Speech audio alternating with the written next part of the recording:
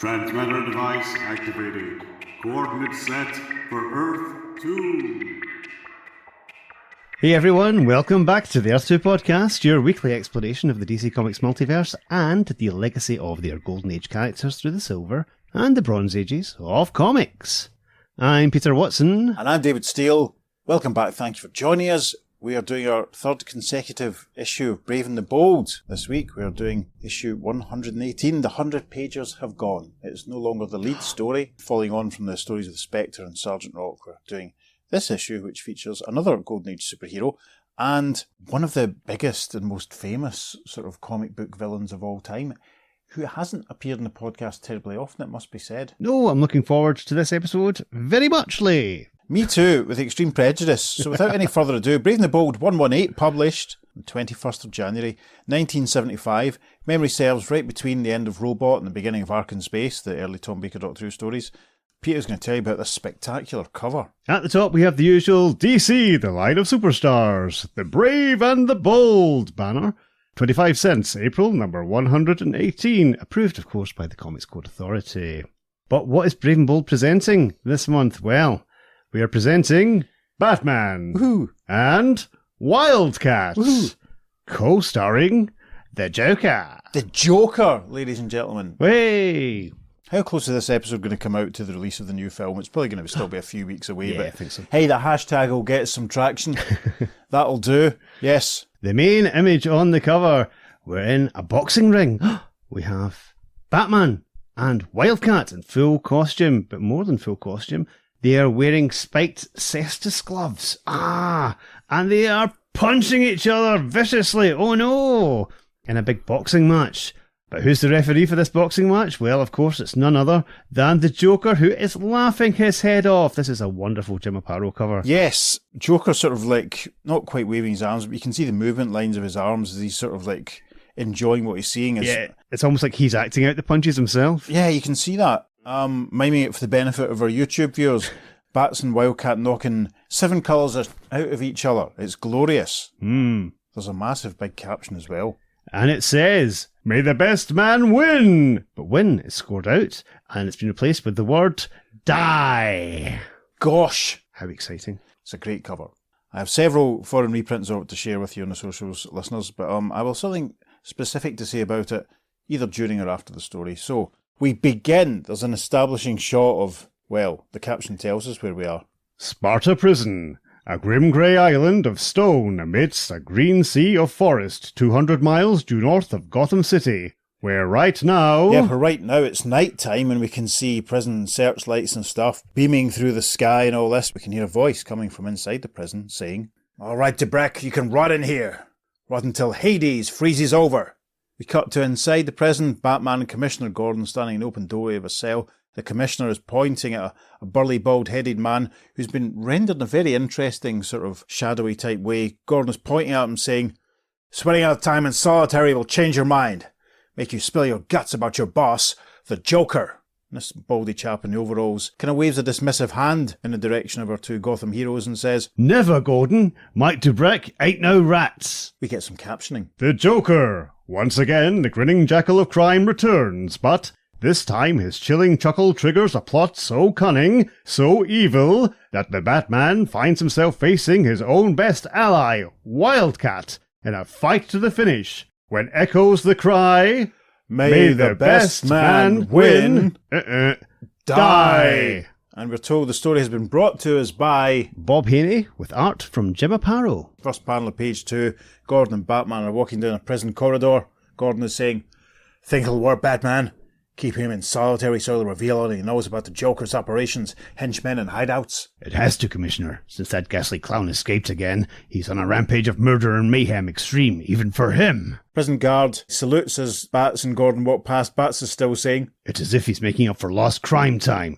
Dukek is the key for corralling the Joker. If you'll only talk, keep your fingers crossed." There's our first slow dissolve of the proceedings. 1 week later in Gotham City. Yep, Commissioner Gordon's waving a piece of paper as Batman gracefully swings in the open window. Stylish. Yeah, it's fantastic.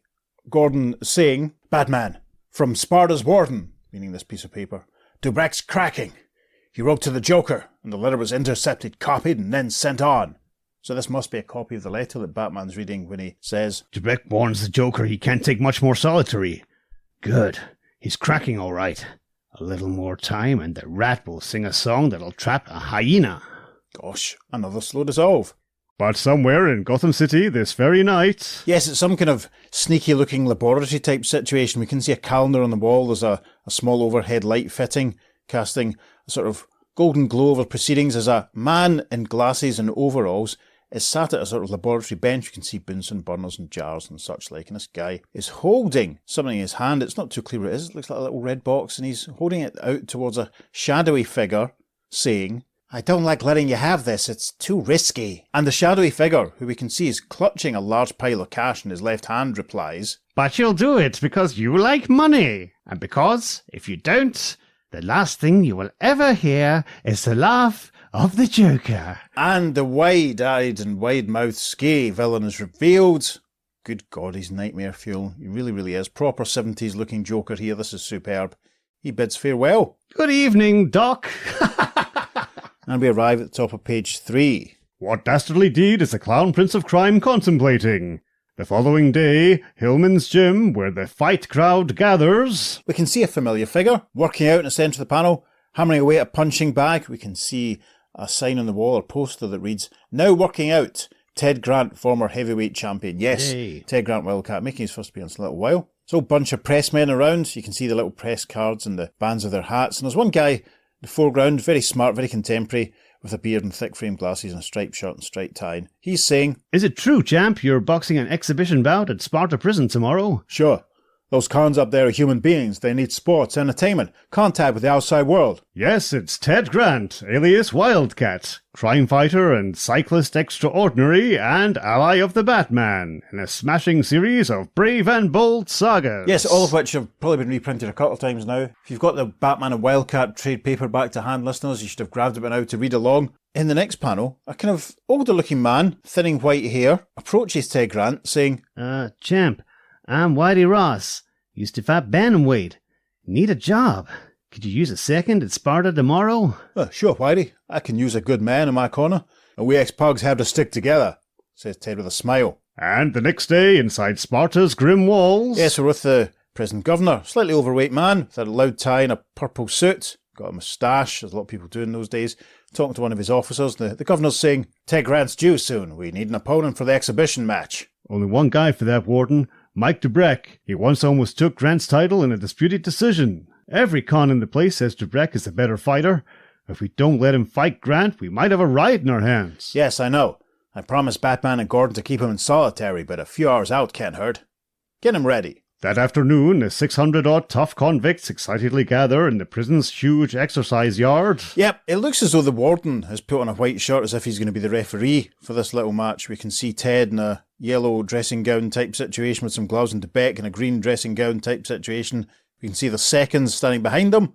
Debec's a younger looking dark haired man, and we can see Whitey Ross standing to the left of Wildcat. Debec is saying, This time, cheese champ, I'm gonna clobber you. to which the warden says, Easy, Debec, no dirty tactics.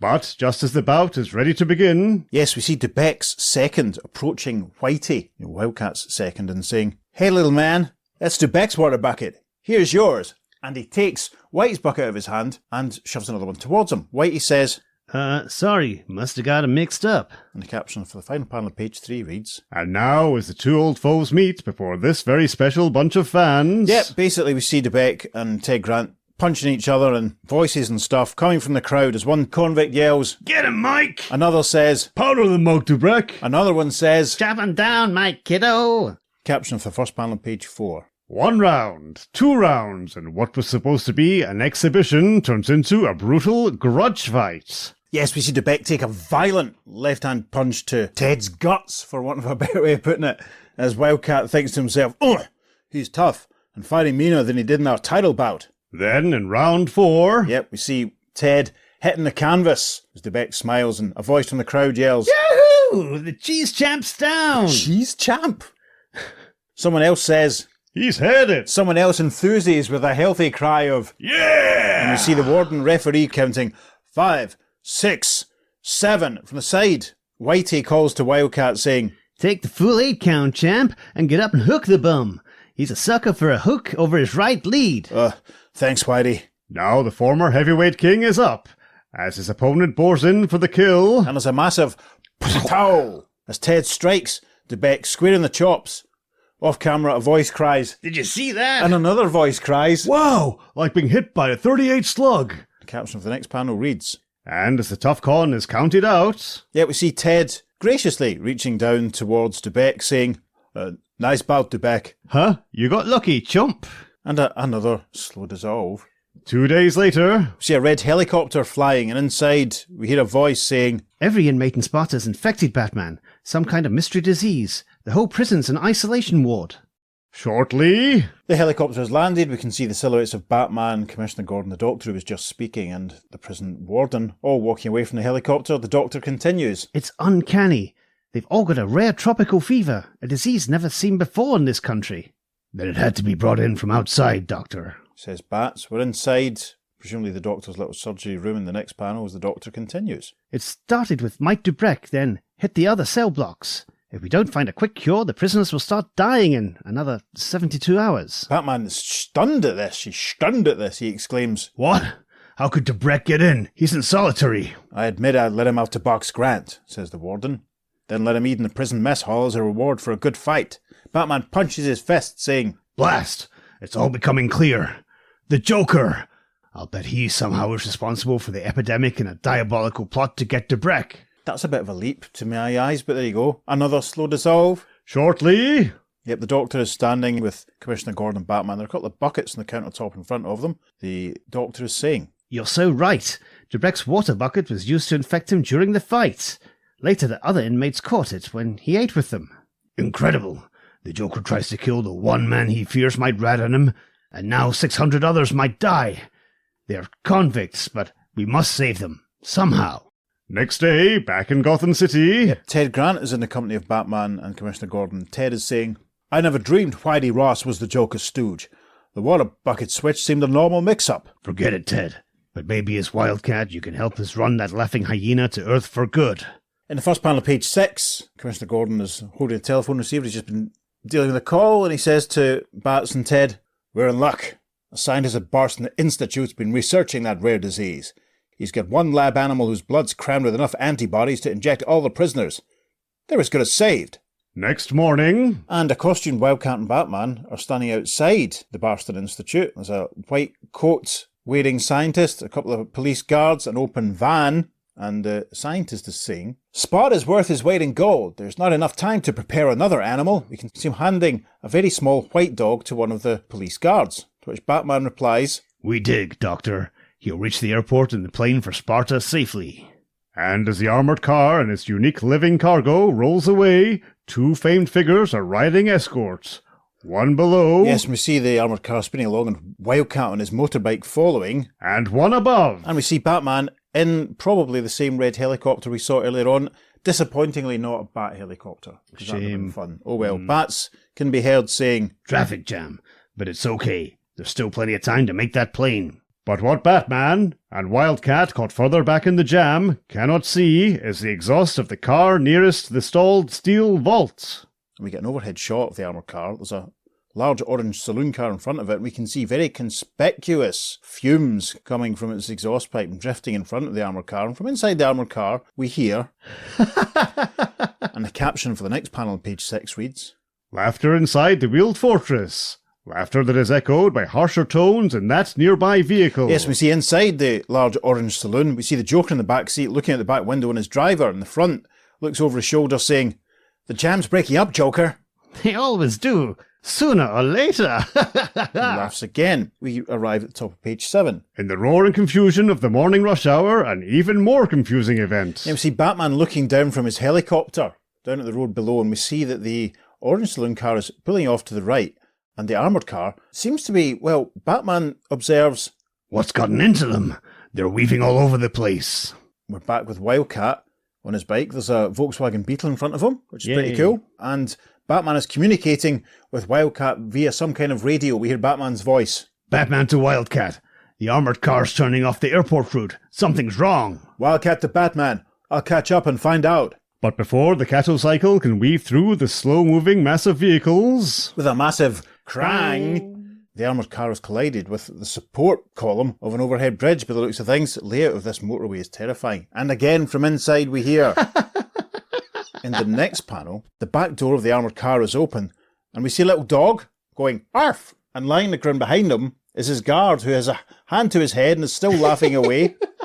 As the Joker emerges from the orange saloon car and tries to entice the little dog, saying, Come, Spot, have a biscuit. A moment later... Yes, Joker and Spot the dog, are inside the Joker's car, and Joker is lifting Spot up and saying to him, Nothing like a personal wiretap in Commissioner Gordon's own phone to know what one's enemies are up to, and a little laughing gas to crack a doggy bank. Gosh. But not far behind. Yep, Wildcat roaring along on the cattle cycle, and he's saying into his little wrist radio, Some bozo stole the dog, Batman, but I got his car inside. The Joker! Stay with him, Wildcat! Ahead, as the pursuit car slows for a turn... Yes, Spot, who's obviously not very used to cars, fidgets and leaps out of the Joker's hand, leaping out the window with his dog biscuit going with him, and the Joker yells after him, What? Come back, you little devil! The first panel of page 8, we see Spot running off down an alleyway with another dog. Obviously a stray who's on the scene. Joker yells from inside the car, He's chasing that other mutt! After them! With a screech of brakes, the car tries to follow them down the narrow alleyway, but it won't fit. It's too big. Joker's driver exclaims, I can't squeeze in there. Batman radios Wildcat in the next panel saying, Forget the Joker, grab the dog!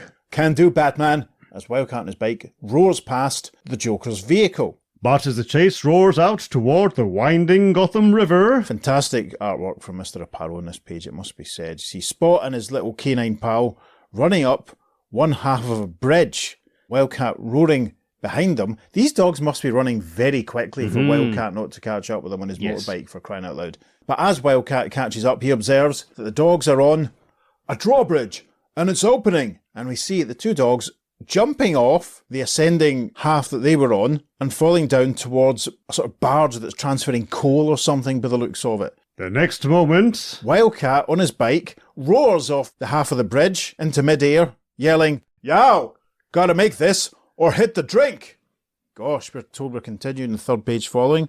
We pass a great advertisement for some cars called Zingers, one of which looks actually kind of familiar. I wonder if I had one of those as a kid.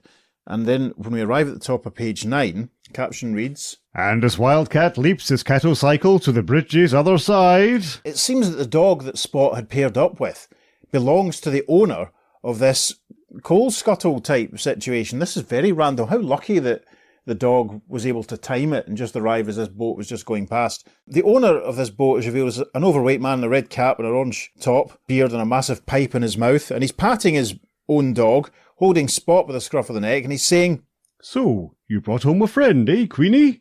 Well, only room for one dog in this tub.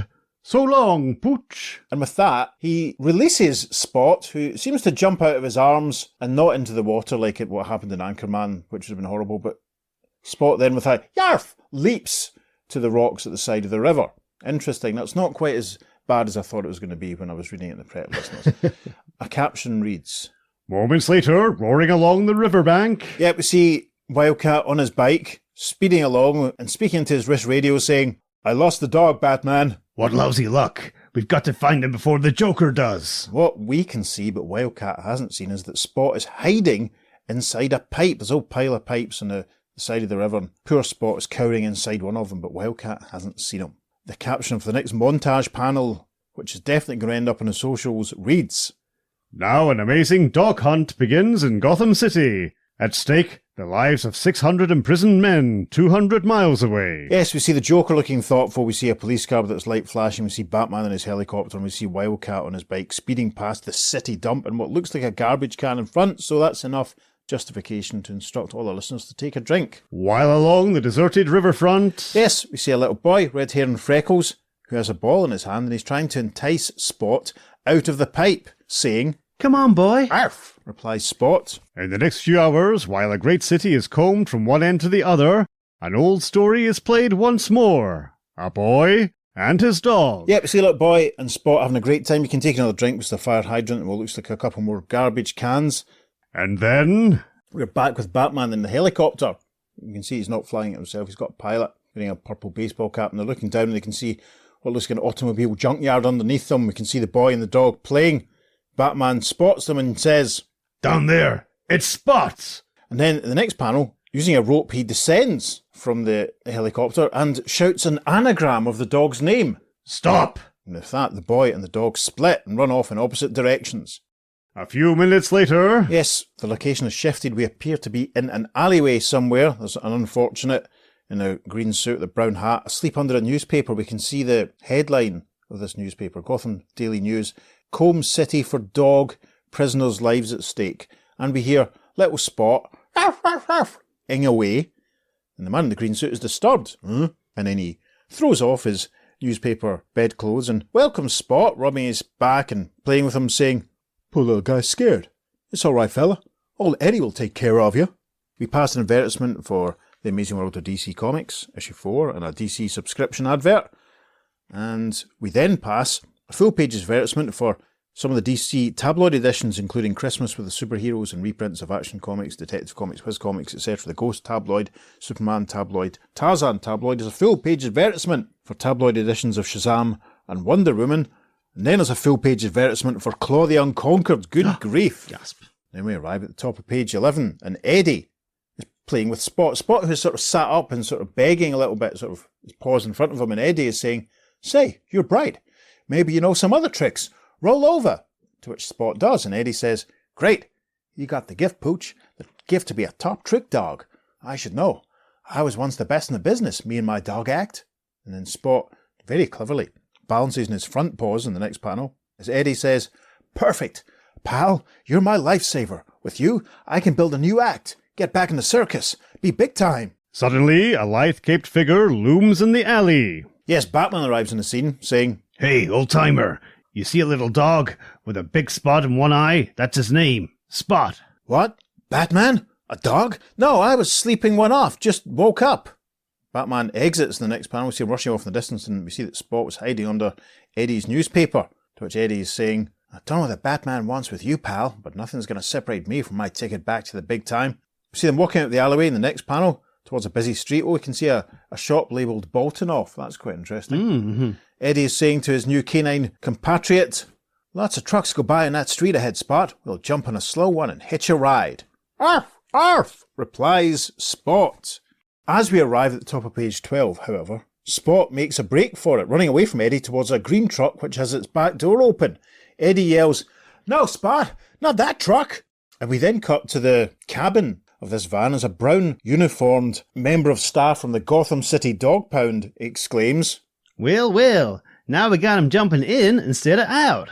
He then seems to manipulate something on his dashboard, which presumably closes the door behind him. The van roars off. In the next panel, we hear Spot's voice from inside, "Ruff, ruff," as poor Eddie runs after it, waving a hand and shouting, "Spot! Spot!" It is a few hours later, and all over a great city, millions listen to a desperate appeal. Yes, in a way that just doesn't happen anymore. We can see some people standing in the street, a couple of them smoking. They're standing outside a television shop which has the news on, and we can see a photograph of Spot, or maybe an artist's impression of him, and a telephone number to call. And the voice from television can be heard saying, "Have you seen this dog? Call this police emergency number immediately." There's a slow dissolve.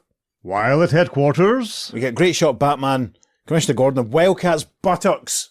As Commissioner Gordon is saying, "It's like looking for a needle in a haystack. Thousands of stray dogs are in Gotham." "And time's running out. If we don't find Spot soon, it'll be too late to get him to Sparta and inoculate the prisoners. They'll die. Along with them, Mike Dubrek. Perhaps the only chance to trap that unholy fiend, the Joker." "Well, we're not doing any good in here. I'm taking a good old catacycle and playing dog catcher again," says Wildcat. But suddenly, Batman rushes from the room. Wildcat watched him go, saying, "Batman, what?" "Dog catcher. Why didn't we think of it before?"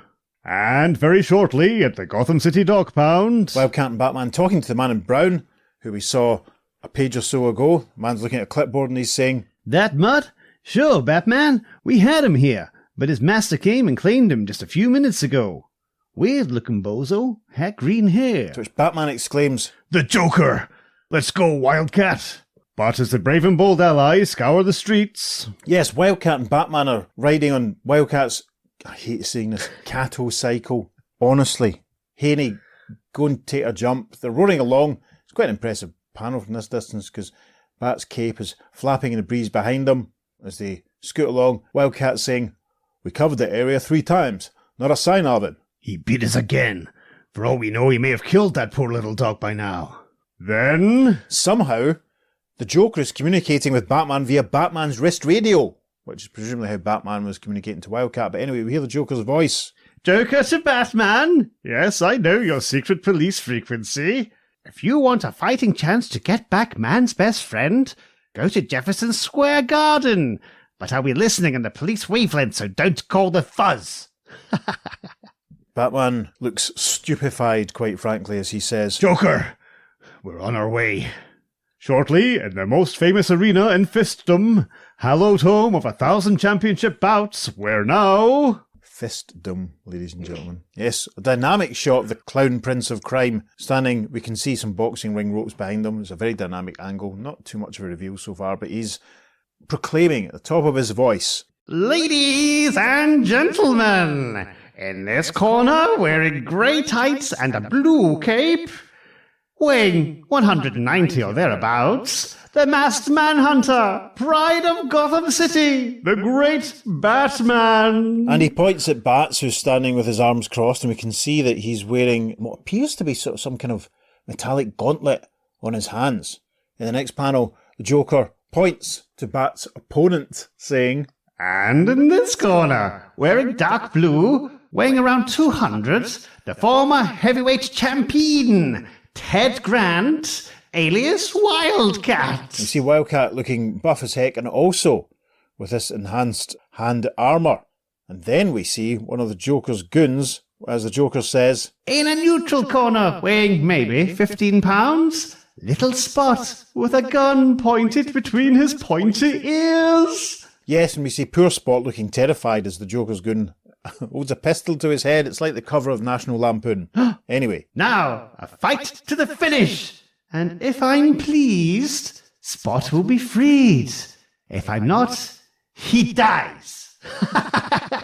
and Joker laughs. We see all the lights above the ring. Bats is thinking, This is like a nightmare. Joker forcing us to fight, using the dog as blackmail. and we pull out for a wider shot of the whole situation. You can see there isn't an audience at all, just the spotlights shining down on the ring, with Joker in the middle and Batman and Wildcat either side, and the Joker's goon and Spot beside the ring. Bats continues to think. But what choice did we have? We must do anything to save the convicts. Some of them anyway, since Debrek, the first infected, will never get the antibodies in time now. Oh my gosh, it has become a race against time. Gosh! Caption of the final panel of page 14 reads, As the 2 combatants are called to ring centre, Yep, we see Bats and Wildcat squaring up to each other, Batman thinking, And he's made us wear the cestus, the deadly metal gloves of the ancient Roman boxers, so we'll see more blood. oh dearie me. Yep, the Joker, wide-eyed, wide-handed. Oh, he's grotesque. Anyway, the Joker says, Now, may the best man win! first panel of page 15, it looks like the 2 heroes are sort of just ducking around and moving around without trying to hit each other. Joker yells, Stop faking! Mix it up! Slug! I want action! and in the next panel, Batman takes the first strike. With his left hand connecting with Wildcat, recoils slightly. The Joker, looking like a weird puppet master, yells, That's better! Now, Wildcat, give him the old one too! Wildcat retaliates with a crack as Bats is struck. The Joker yells, Fair! Not good enough! Fight harder! Or the pooch bites the canvas right now! That's another shot. Poor Spot looking very sad and frightened. and as the awesome man who smiles without mirth taunts them, Batman and Wildcat increase the tempo of their bizarre bouts. Yep, lots of pows and cracks as Bats and Ted get stuck into each other as the Joker, standing beside him in the ring, says, Good! Great! Beautiful! That's it! Soften each other up! and then in the final panel of page 15 he observes, Incredible! Batman's down! Yep, Bats is down, not looking too happy, it must be said. He starts to get to his feet in the first panel of page 16 as the Joker says, No, he's up! He staggers into a clinch! see that Bats is almost grabbing hold of Wildcat as he whispers, You almost tore my head off. These cesti, they really did kill the old Roman boxers. Sorry, but if we hold back That chortling creep will kill the dog. And as the incredible battle continues... Yep, there's another thud as Bats strikes at Wildcat as Joker says, Beautiful! Quick, Batman! Finish him off! Bleeding, battered, the two comrades pound each other mercilessly in a contest where there is no rest. Yep, you can see the two heroes are obviously struggling, leaning against each other now in this next panel as Joker says, What? You're tired? Fight harder, or the dog dies! Summoning some last reserve of strength, the two superb athletes deliver desperate punches, and... with a Patow! Wildcat and Batman strike each other simultaneously. Now... And with Bats down on the ground and Wildcat down on the floor as well, Joker stands over them saying, Double KO! But you never guess, saps. The cesti you wore were tainted with the rare fever germs, and by cutting each other so fiercely, you both became infected. Oh my goodness, the fiend! Joker points towards Spot, saying, Now you both will die, since the only thing that will save you, little Spot, will now be killed anyway. The moral heroes is never trust a Joker. And we see the Joker's good moving his pistol as if to fire at the poor little dog, but suddenly in panel 2, Spot launches himself forward and bites into the Joker's wrist with an "Arr!" The Joker yells, Hey! and then he says, He bit me, the little monster. Take him out. Destroy him now. the Joker's good walking off, holding poor Spot by the scruff of the neck.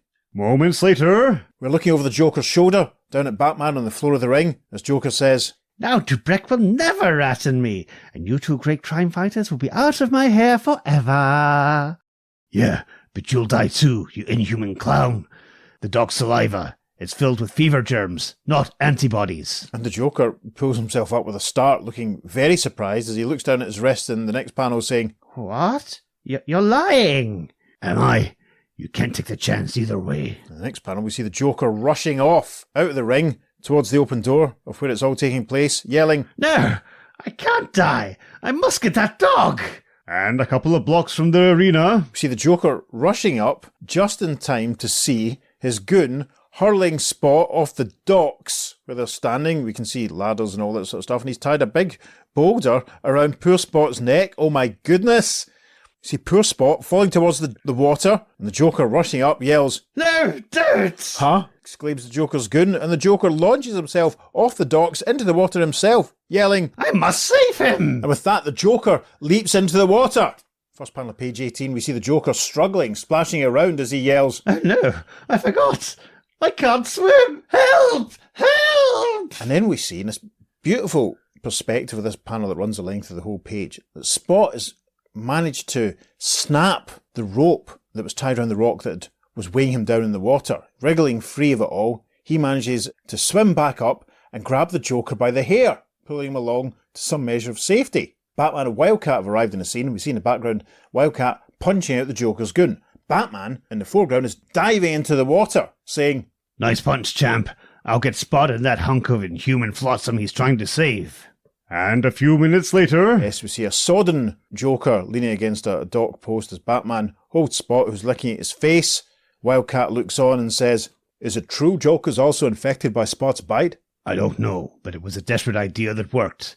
It got him off our backs long enough for us to recover and turn the tables on him. A police car arrives on the scene, headlights blazing. You can see Wildcat dragging along the Joker and his goon towards it, as Batman observes, In any case, he'll get an injection of Spot's antibodies along with all the prisoners at Sparta just as soon as possible. Rarf! Announces Spot in the affirmative, and as our final slow dissolve. Some time later... Yes, we are back outside the Barston Institute with Commissioner Gordon and the scientists who are looking after Spot, and Batman and Wildcat are there too, as Batman hands Spot back to the smiling scientist who's ready to take him back, and Batman is saying, Spot's a hero, Doctor. All the convicts are cured, including Mike Dubrek. He and the Joker can both brood about their close calls in solitary confinement in separate cells. and a delighted Spot concludes proceedings by giving us a quick "Arf! Arf!" But then we get another caption that reads, But the awesome ghastly Joker has been salted away before, only to return to plague mankind. Watch for him and the Batman, and team up heroes in future issues of Brave and Bold. Next issue on sale 3rd week in March. Because the Joker's in a few issues of B&B run at this time. I think he's in issue 110, and then there's that one with Two-Face and Atom and Green Arrow, which I think split over a couple of issues. Yeah, so, he is a regular villain. Yeah, he's around. And of course, his own book, if it hasn't started being published already by this point, it's certainly going to be on the stands before too long. We will be doing one issue of the Joker, listeners, so get a hold of the trade or have a look at the covers online and see if you can guess which one we might do. I'm not sure what I think about Spot being handed back into the Barston Institute where he can be experimented on rather than just being maybe perhaps given back to Eddie to have a nice life. Oh, poor Eddie. Yeah. That's what I hope happened. I hope that Eddie kept in touch with the developments, the news, and then went off to Barston Institute and offered to give Spot a home. That's what happens in my headcanon anyway, listeners. Good. As a dog lover, I respectfully insist that that's what happens. What do you think of that story then, Pete? I hugely enjoyed it. It was great fun. It was, again, it's very 70s. It's very 70s kind of like police crime drama. Sure. And the idea of the dog hunt is like the nice twist of the manhunt. It was great fun. It also makes you think of the movie Outbreak. And obviously there were other similar virus-like movies and stuff before. But Outbreak's probably the most well-known one. Sure. Where in that case it was the monkey they were all looking for. Sure. But it was great. Again, so 70s, so fantastic. It's like, I want to hear the Wah Wah soundtrack for this. The weird thing of Debrek basically being a witness to prosecute the Joker, you don't need a witness to prosecute the Joker after everything he's done. Well, maybe they just have to be extra careful. And, maybe it's a quirk of the legalities. They need some specific... Yeah. Maybe it has to be an observed specific person rather than just, it's like, everyone knows that a recent former president of the United States is a crook and has done lots of nasty stuff, but you really need some specifics to try and nail him down. Maybe he's got information as to where certain loot is hidden, or yes, possible, or maybe where certain bodies are buried, something like that. Yeah, that's reasonable. Could be. Yeah, that would make more sense.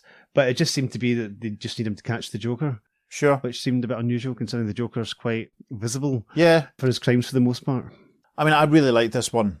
One of my common complaints about the Brave and Bolds is that we've done is that they haven't felt like proper Batman stories. We've either been off around the world dealing with some sort of echoes of some World War II atrocity, which happened, let's be honest, in the last two Brave and Bold stories that we've done. Yeah. Or we've been rampaging through a desert with a hero with amnesia, which doesn't seem to have happened this time either. So it felt like a proper Batman story, Gotham-centric, involving a Commissioner Gordon, Wildcat rocking up again, and a proper classic Batman villain who, it's very rare that we get to do any stories with proper classic Batman villains. That was welcome for me, I think. I really liked this one. And I have to say, for the first time in living memory, the cover very accurately represents the events of the story. Yes, sensational. That was exactly what happens in the story, which is superb. So many of the Brave and Bold ones we've done recently have only maybe been a slightly skew-if version. Some of the Adventure Comics covers that Steve and I have done have been kind of like a slightly skew-if version, but this could be straight from the pages of what we've been reading. So I'm very pleased by that. Very pleased by that. Say what you will about the Joker, but the guy's living his best life, isn't he? Is he? He's having a whale of a time. The idea of pitting Batman against Wildcat, just making them fight to the death, he's loving that. I'm always surprised that no one has ever just shot the Joker in the head by this point, really. I'm always sort of struck by that. These villains are so evil and nasty and just vicious, and you think someone should just shoot them in the head. It's too much fun. I suppose, he is, at this point, there is still a sort of slight camp sort of humour to him, I suppose. He doesn't seem quite the sort of psychopath. Me? Camp the Joker?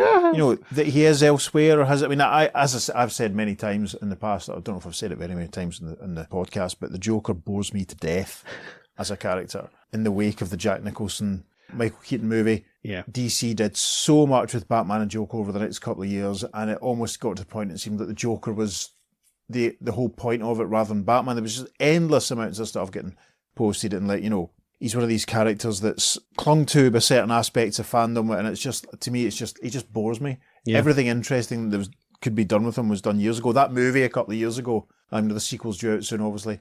There was nothing about that surprised me. It was like, it did exactly what I thought it was going to do. I'm not saying it was a bad film. It was fine, but it was just like, let's just remake Taxi Driver, but with the Joker.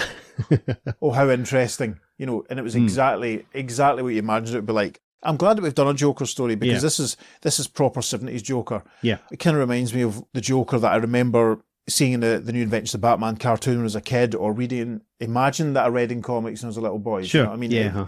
This is before he was sort of like, he became... Just constantly a murderous psychopath. Yeah. How many Joker-centric crossovers has there been? You know, Joker War, you know, Joker Last Laugh, blah, blah. And it's just like...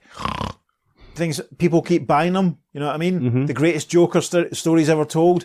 What about the greatest someone else stories ever told? The greatest Kite Man stories ever told. Yay. Have I got the greatest Joker stories hardback? That was one of the first hardback collections I bought, actually.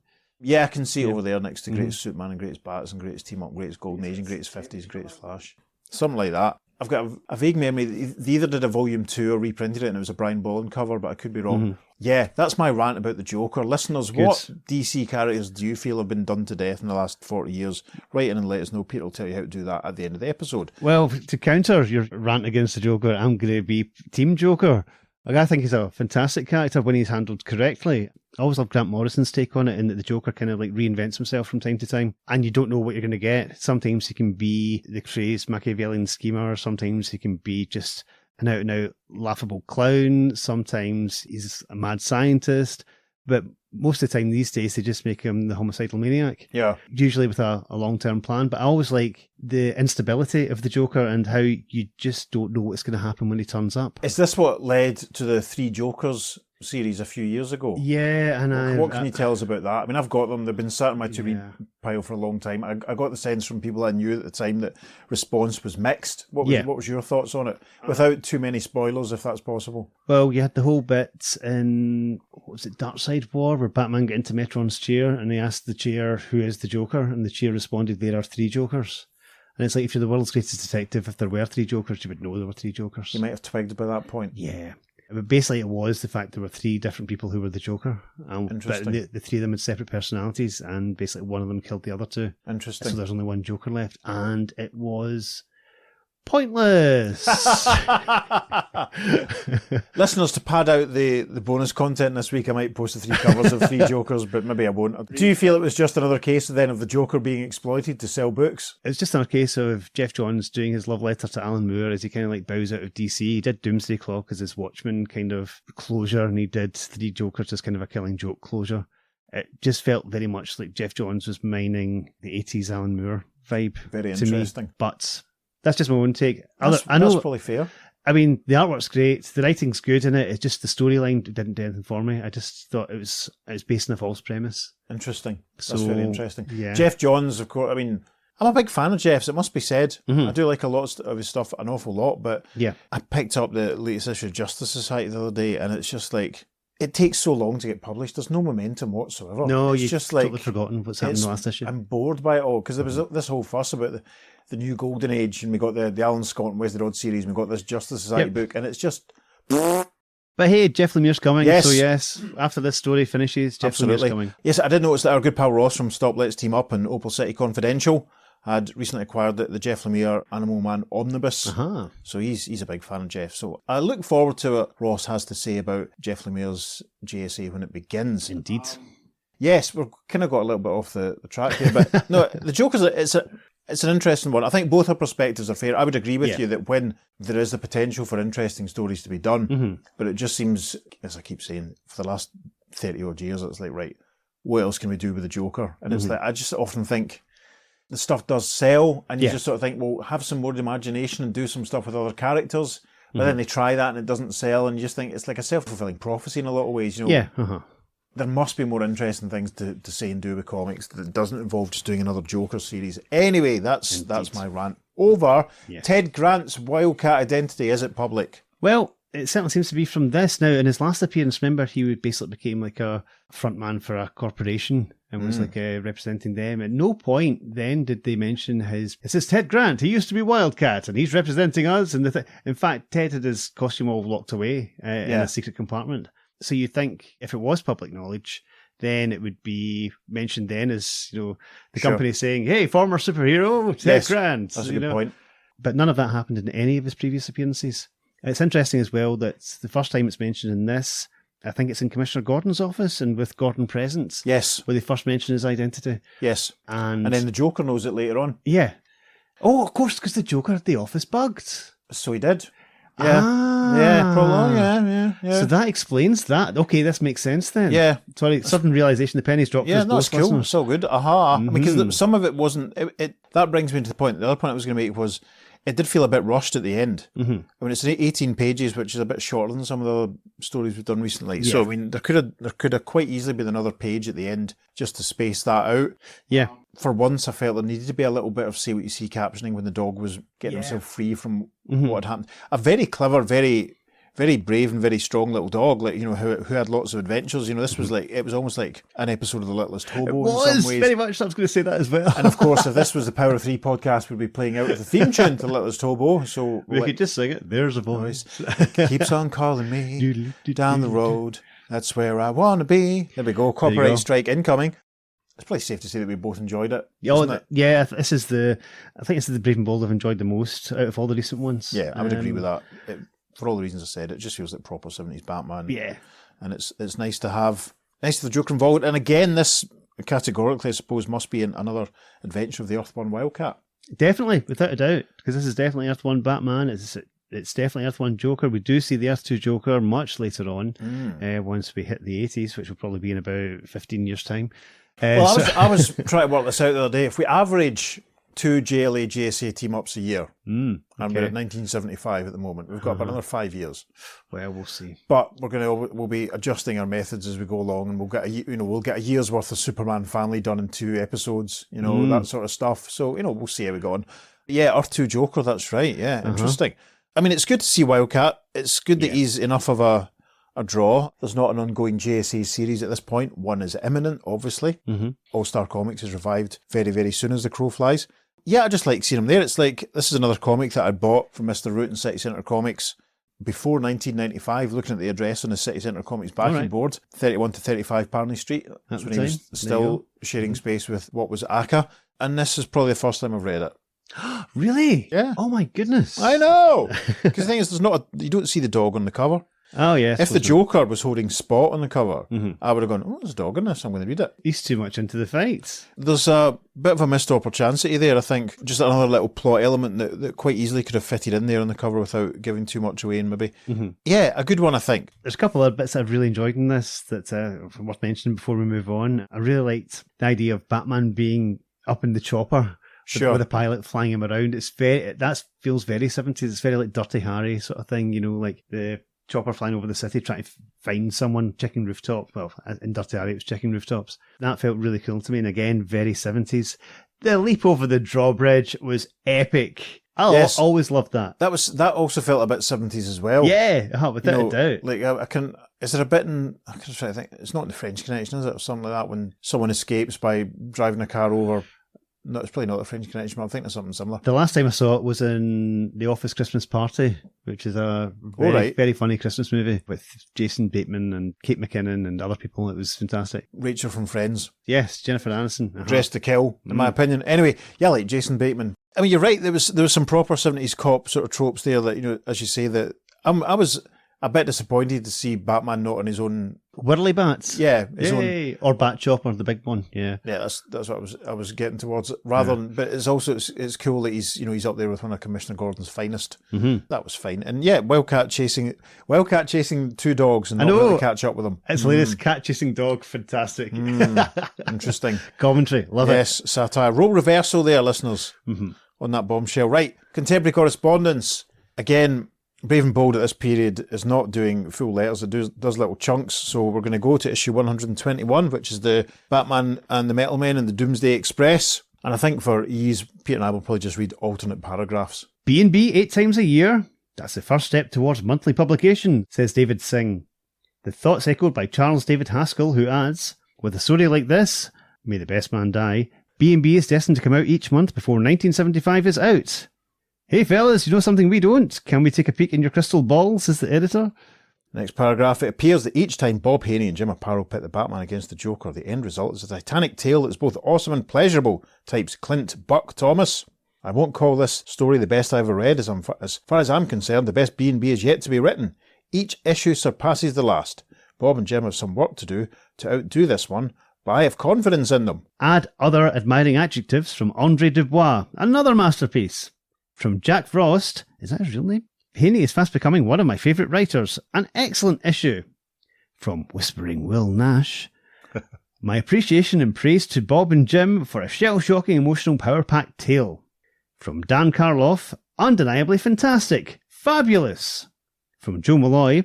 The plot was a bit contrived, but how else could Bob fit the cover scene into the story? His page layouts are getting better, proving old dogs can learn new tricks. No offence, Bob. Jim's art was standard apparel. In short, simply great. From Marty Melly, truly great. Everything's great, isn't it? Yeah, isn't it great, mate? From Tracy Purnell, this deserves a Shazam Award. From Rob Jackson, really great. Again, really great. With the ultimate surprise, seeing Batman and Wildcat fighting each other. It's not hugely a surprise, it's on the cover. From Perry Wilson, one of Bob's best to date. And from Peter Royston, super. The Department of Sour Grapes and Heavy Typing continues, I have a bone to pick with you. The issue went to the dogs, snapped Ken Wolfe. Oh my goodness. It was an interesting tale spelt T-A-I-L. The art was excellent, but the characterisation was a little rough in spots. Puns aside, half the story was about a Fleabag pooch, while the other half had a lousy characterisation of the Joker. Spot shouldn't have bitten the Joker, but Wildcat. Arg! Oh dear. Ken. Herman J. Gitchler growled, what a disappointment! The story depicted Batman and Wildcat as a pair of mental midgets. Dave Rooney growled, it was a disgrace. Was that really Apparo's art on the cover? I love the cover. Cover's amazing. Yeah. Full back tattoo. Yes. While Mike Romano roared, after viewing the cover I felt the story would be good. But unfortunately, it wasn't. Jim is an asset to the magazine. And Claude Valatieri voiced, disappointing. Why the fight? Are you getting bloodthirsty? And last but most loathsome from Bruce Perello, who found it boring. Most of us also find it somewhat ludicrous to write to a letter page that consists only of one-line raves. The editor says, what do you call the above, bristle boy? Chopped liver? Interesting they don't like the cover, because for me the whole point of the story is it's Batman fighting Wildcat. They haven't really done that. Nope. And I didn't say it at the time, but the cover's on a magnificent Dutch tilt. It certainly is. In a while. Yay. The next paragraph of this torturous letter column reads, oh yes, Mark Dooley claimed it wasn't the best but delightful and added, I'd like to contradict Guy Roosevelt's remarks with two pros like Bob and Jim, the emphasis on more realism than in the regular Batman comic. So Batman can be allowed to blow up and show his temper more than he does in other mags. And speaking of realism, Stephen Perry takes issue here with, in fiction, there's a willing suspension of belief. I found my own falter once. That's in regard to the cestus. Batman and Wildcat recovered too quickly and showed no signs of being hurt.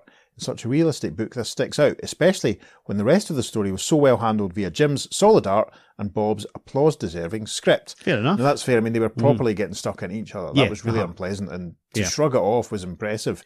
Yeah. Maybe this is a separate Earth where they've both got mutant-like healing factors.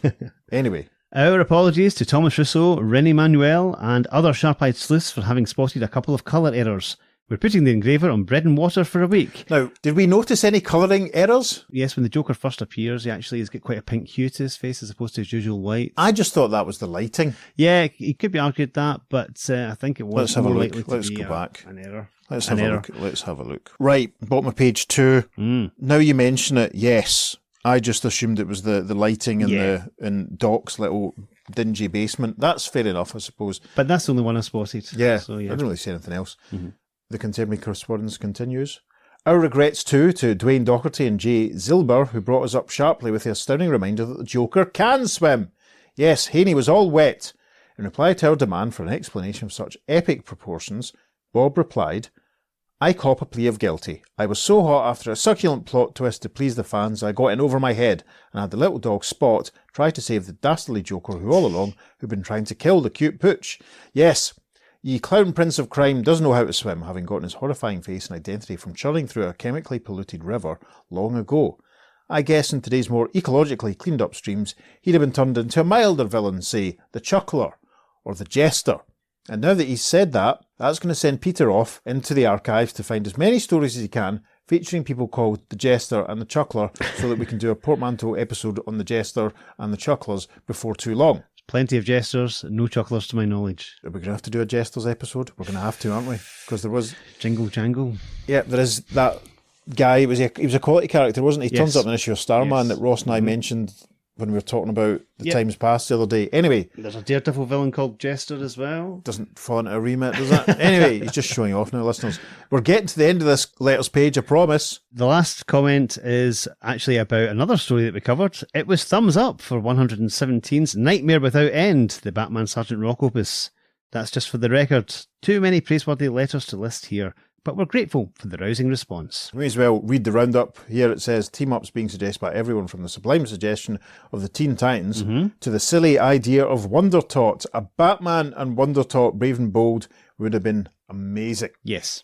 So that's what the readers at the time thought. What do you think? You can let us know by emailing us at theearth2podcast@gmail.com.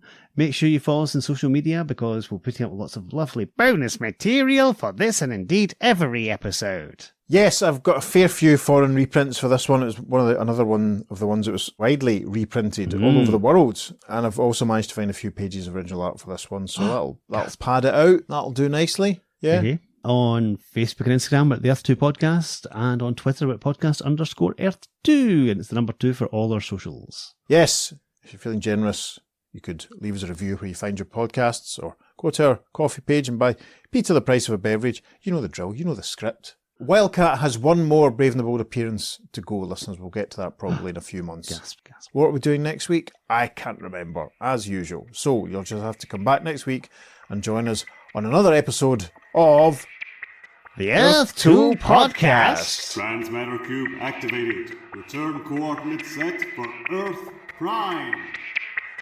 1 round, 2 rounds, and what was supposed to be an exhibition turns into a brutal judge fight. Judge fight? What? Yes, a brutal judge fight.